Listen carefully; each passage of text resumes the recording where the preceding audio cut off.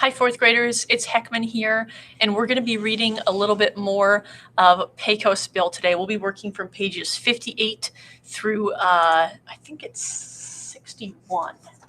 Yeah, 61.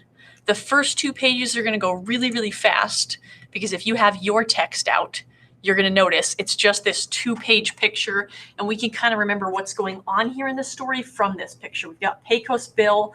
He was just riding out to meet this gang, and he is carrying his horse that was injured, and he has a snake wrapped around his arm. He also has a cougar that he's riding right here.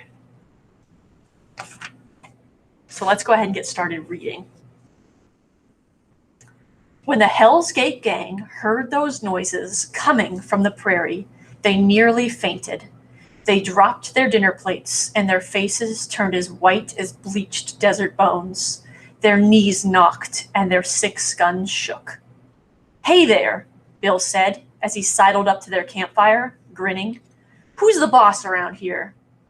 A 9-foot feller with 10 pistols at his sides stepped forward and in a shaky voice said, "Stranger, I was, but from now on, it'll be you." "Well, thank you, partner," said Bill. "Get on with your dinner, boys. Don't let me interrupt." Once Bill settled down with the Hell's Gate gang, his true genius revealed itself. With his gang's help, he put together the biggest ranch in the Southwest. He used New Mexico as a corral and Arizona as a pasture. He invented tarantulas and scorpions as practical jokes. He also invented roping. Some say his rope was exactly as long as the equator. Others argue it was 2 feet shorter. Things were going fine for Bill until Texas began to suffer the worst drought in its history.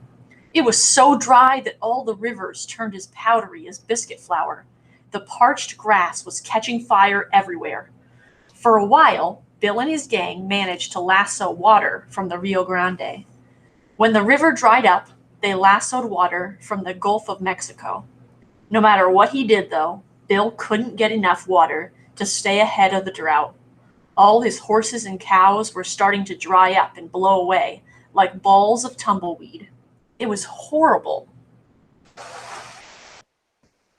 Just when the end seemed near, the sky turned a deep shade of purple. From the distant mountains came a terrible roar. The cattle began to stampede, and a huge black funnel of a cyclone appeared, heading straight for Bill's ranch. The rest of the Hell's Gate gang shouted, "Help!" and ran. But Pecos Bill wasn't scared in the least. "Yahoo!" he hollered, and he swung his lariat and lassoed that cyclone around its neck. Bill held on tight as he got sucked up into the middle of the swirling cloud. He grabbed the cyclone by the ears and pulled himself onto her back.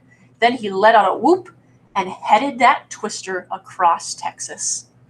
The mighty cyclone bucked, arched, and screamed like a wild bronco, but Pecos Bill just held on with his legs and used his strong hands to wring the rain out of her wind. He wrung out rain that flooded Texas, New Mexico, and Arizona, until finally he slid off the shriveled up funnel and fell into California. The earth sank about 200 feet below sea level in the spot where Bill landed, creating the area known today as Death Valley. "There, that little waterin' should hold things for a while," he said, brushing himself off. After his cyclone ride, no horse was too wild for Pecos Bill.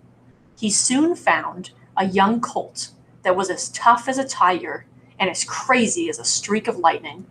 He named the colt Widowmaker and raised him on barbed wire and dynamite.